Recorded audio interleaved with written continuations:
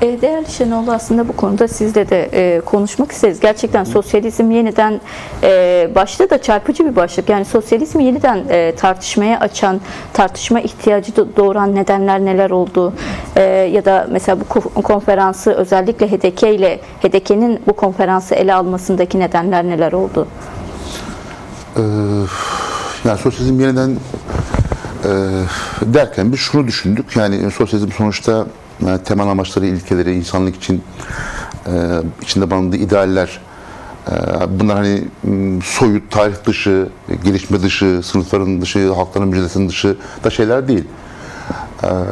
Ve dünya çok radikal bir dönüşümden geçiyor. Yani 20. yüzyıl bunun işte ilk çeyreğini yaşadık. Hani oraya çok girmeye gerek yok ama ve sosyalizmde büyük bir yenilgiden çıktı. Yüzyılın başında öyle diyelim. Aşağı yukarı. Büyük sorunlar var. Büyük sorunlar birikmiş durumda. Yani sosyalizm bir dönem 20. yüzyılın insanların, emekçilerin, işçi sınıfının, halkların kurtuluş umudunun simgesiydi, sembolüydü. Bir düzi devrimin karakterini belirliyordu. Milyonlar sosyalizme umut bağlıyordu ve onun içindeydiler. Burada bir kırılma oldu ve büyük sorunlar devretti 20. yüzyıla. Hem ideolojik bakımdan, hem örgütsel bakımdan ve politik bakımdan. Şimdi biz bu dönem içindeyiz aslında.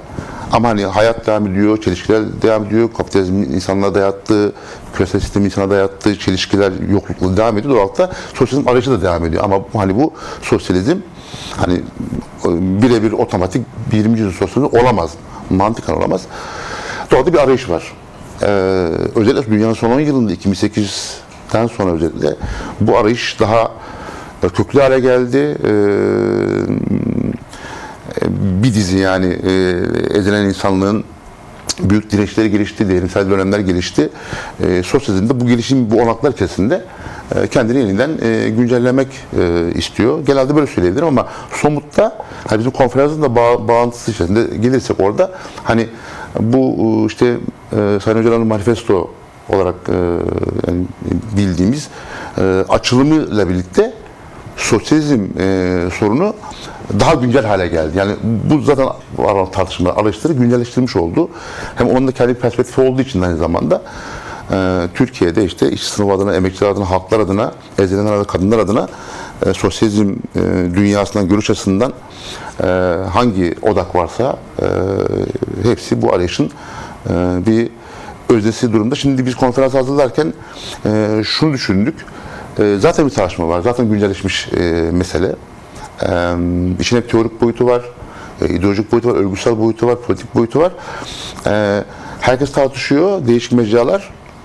Dedik ki bu tartışmalar hiç olmasa hani birbiriyle etkileşim halinde olan, kaynaşım halinde olan, oradan belki bir politik ortaklaşmanın zeminini de yaratabilecek bir şey, mecra oluşturalım. Hedeki bu anlamda zaten yani bu mecra oluşturmanın şeyi yani en geniş zemini, varlığı zaten bu. Yani Türkiye'de sosyalizm iddialı belli başlı ağırlıklı bir eğilim.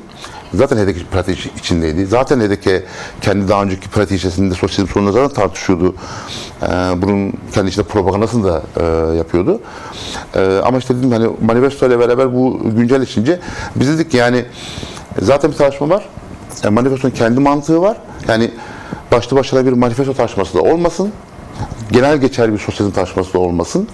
Bu güncellikte bunların ikisini birleştiren bir zemin inşa edelim. Bir başlangıç yapalım. Yani hani burada sosyalizmle ilgili her türlü sonuç çözeceğimiz gibi iddiam zaten yok yani. Ama fikri olan, arayışı olan, eleştirisi olan, önerisi olanlar gelsinler, birbirleri dinlesinler, birbirleri fikirleri paylaşsınlar.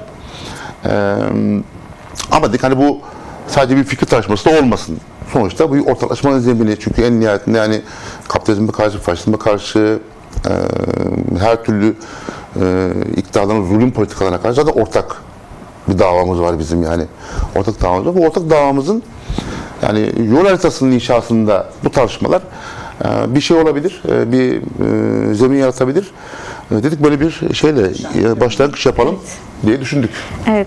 Değerli Şenol, aslında yani içeriye baktığımızda çok geniş kapsamlı da bir içerik. Yani devlet, demokrasi, sınıf ve sosyalist yaklaşım, tarihsel deneyimler ve demokrasi pratikleri, sosyalizm için kurucu perspektifler ve sosyalizmi birlikte ve yeniden düşünmek üzerine forumun da içerisinde yer aldığı bir 2 günlük çalışma var karşımızda ve çok gerçekten merakla beklenen de hani en azından önemli tartışmaları açığa çıkaracak da bir 2 günlük etkinlik olarak görülüyor. Biraz bu içeriğin nasıl belirlendiğini de sormak isteriz. Yani sadece HDK bileşenleri mi bu içerik üzerine yoğunlaştı ya da daha geniş bir kapsam ele alındı mı? Aslında demin biraz da değinmiş olundu bu konuya ama hedef ne? Hedef kim? Yani kimlerle yapılmak isteniyor bu tartışma? Buyurun siz Tamam, bilirsiniz. yani tabii yani bu kararı, konferans kararını yani bizim genel meclisimizde tartıştık. Yürütme kurulu bu kararı aldı. Şu perspektifi baştan beri sahip olduk. Yani sadece HDP içindeki sosyalist güçlerin değil, dışındaki ittifak güçleri dediğimiz bizim yani onun dışında sosyalizmle ilgili araştıran, inceleyen, bu konuda yazmış, çizmiş, bu işin akademik militanını da yapan, hani yorum militanını da yapan, herkesi kapsayan bir şey olsun diye düşündük. Öyle bir çerçeve belirledik. Çünkü yani şunu yani gördük, yani deneyim yaşıyoruz aynı zamanda bu deneyimi.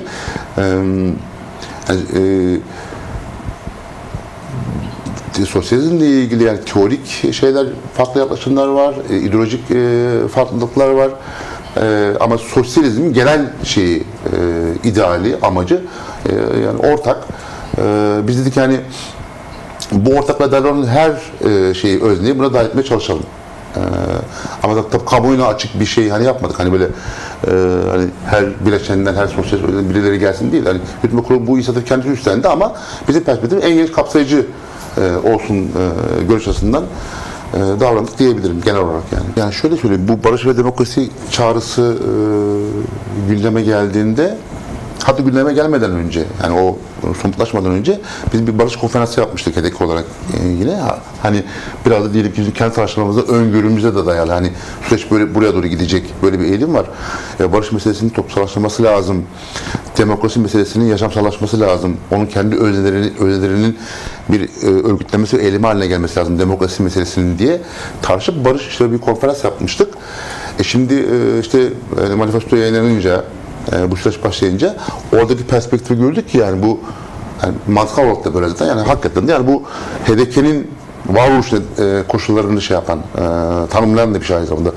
Özel bakımdan, o bakımdan hani biz barışın toplumsallaşması meselesinde ve demokratik toplumun inşası meselesinde yani HDP olmazsa olmaz. Yani bunu ne kadar güçlü başardığı, ne kadar ilerleyebildiği, neyi eksik bıraktı o ayrı bir şey ama varlık nedenimiz bu. O bakımdan yani şimdiki süreçte de biz hani HDP paradigmasının ve onun o paradigmasında yer alan öznelerin bu sürecin birinci dereceden sorumlusu olduğunu düşünüyoruz. Yani dışımızdaki bir şey gibi değil. Tam içinde olmak zorundayız. Hani bu bir önceki soruda bir bağlantısını hani kurarak bir şey söyleyeyim. Hani barış ve demokratik toplum süreci diyoruz. Bu temel hedefler bunlar siyasi ve toplumsal bakımdan ama hani sanki bu ayrı sosyalizm biraz ayrı bir şeymiş. Hiç böyle düşünmüyoruz. Tam aksine yani barış dediğimiz şeyin insanlık için bir gelecek inşası, yani geleceğin barış temelinde yaşanması insanlık açısından ya da demokrasinin onun en çok ihtiyacı olanların elinde olması denen şey zaten yani sosyalizm denen gerçeğin yani hedefin yol taşları bunlar. Yani bunlarsız olmadan bir sosyalizm tartışması yapılamaz. Sosyalizm tartışması yapılamadan da bunlar kendi gerçek tarihsel içeriklere büründüremez. O bakımdan biz çok bağıntılı görüyoruz. Biraz da işte yani programda bunları birleştirmeye çalıştık. Yani sosyalizm sorusuyla demokrasi meselesini bağıntısını kurmaya çalıştık. Bununla ilgili işte yani tartışmalar olsun istedik ki yani bir yanda demokrasi bir yanda sosyalizm diye bir şey yok. Tarihsel olarak da bu hiçbir zaman. Yani sosyalizmin bir demokrasi anlayışı var. Aslında demokrasinin en özsel yani toplumsal en özsel şeyi teorisi sosyalizm zaten yani. O bakımdan yani iç içe geçen şeyler ama tabii ki yani genel düzeyde, halklar düzeyinde, ezilenler düzeyinde daha acil olan, yaşamsal olan, şimdi hemen başlamamız gereken tabii ki bu barış kazanılması gibi bir politik barışın hani bir sorun demokratik çözümü ekseninde kazanılması ihtiyacı var. İki, faşist baskıların, mevcut rejimin baskılarının hani demokrasiyi yok eden, bunu ortadan kaldıran, onun yerine işte totaliter diyelim, otoriter diyelim de dolayısıyla faşist yani baskıdan halkların da kurtarılması lazım. Yani bu da çok acil bir şey olduğu için. Ama bu da hakikaten sosyalizmin de çok içki şeyler. Yani biz de konferansımızda bunları hani daha somutluyla tartışalım dedik. O bakımdan mesela hani o sorduğu soru anlamında şimdi hani 20. yüzyılda bir çeyrek zaman geçmiş.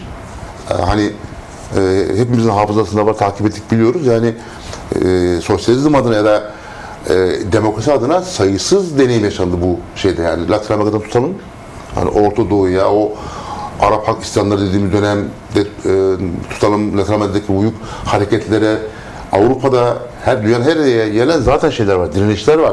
Sosyalizm arayışı, devrim arayışı içinde, yani küresel sistemi kapitalizmden kurtulmaya çalışan halkların, ezilenlerin, onların öncü güçlerin deneyimleri falan var.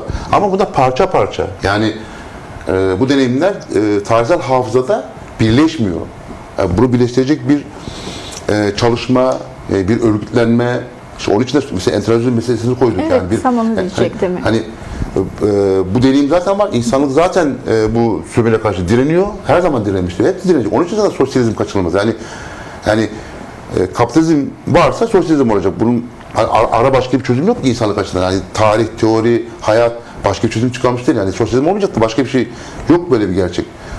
Ama hani bu insanlığın sosyalizm hem tarihsel birikimini hem güncel mücadelesinin birikimini ona en çok ihtiyaç olan ezilenlere bir sunmak zorundayız. HDK işte bu tarihsel konjonktürde Türkiye sorununda bunun adımını atmaya çalışıyorum. Mütevazi olarak öyle diyeyim yani.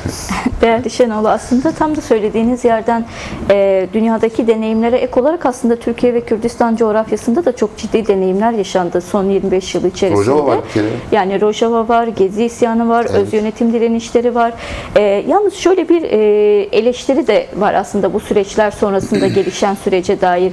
Yani biraz hem iktidarın baskı politikalarının etkisiyle özellikle demokratik siyaset alanında giderek siyasi aktörlere rol biçen, görevleri ona yükleyen bir ortam da oluşmuş durumda. Yani siyaset yapma daha çok o aktörlere kalmış gibi bir düşünce, algı var.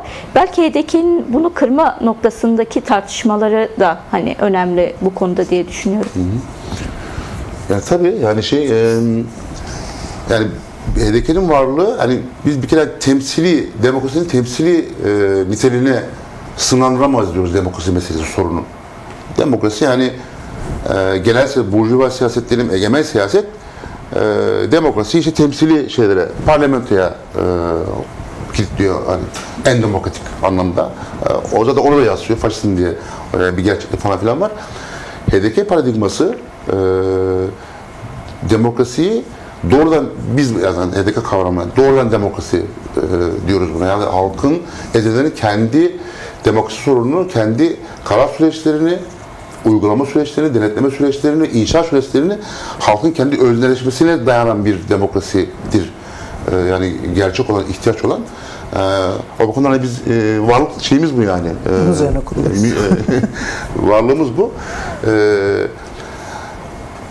Ama hani oradan kendimizi özdeştirde de bulunuyoruz. Yani biz bir şey geçmiş dönemde onun da değerlendirmesini yaptık. Hani tam biz bu iddiaya sahibiz, böyle bir stratejik paradigma bu, bunun bir sürü öznesi falan var ama biz hakikaten demokrasiyi ne kadar toplumsallaştırdık, bunun için kendi misyonumuzu ne kadar iradeli, kararlı davranabildik diye sorduk kendimize. Bu konuda çok ciddi özdeşler, hatta hala özdeşler biz zeminde olduğumuzu düşünüyoruz. Bu dönemin işte yani bu bizim pratik özdeşlerimiz aynı zamanda. Yani özdeşlik pratik olarak verelim. Bu yeni konjonktürde daha hani toplumsal, demokratik toplumun inşa edildiğimiz daha geniş, daha derin perspektifte biz hani bu pratik bizim aynı zamanda özdeşliğimiz de olacak. Böyle yaklaşıyoruz biraz da. Onun için yani bu konferansta o özdeşliğimizin bir şey yani bir başlangıcı gibi diyelim. Sen gibi